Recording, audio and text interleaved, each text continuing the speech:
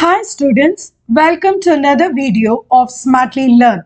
In this video, let's see how to solve the second question in exercise 4.3.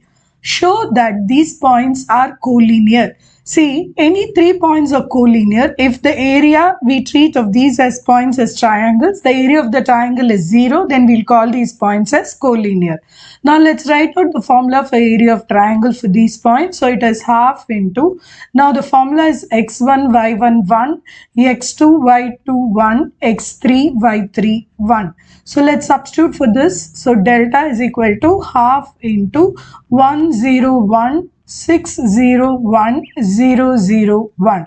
See, one column in this determinant is completely 0, which means the value of this determinant is 0. But either way, we can just calculate it just to cross check. So half into 1 into 0 minus 0 minus 0 into 6 minus 0 plus 1 into 0 minus 0.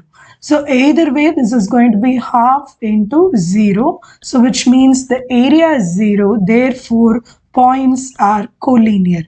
Please note, any times you need to check the collinearity, this is the property that we will use. Find the area of this points as if they are triangle and check that they are 0, so that will confirm whether they are collinear or not.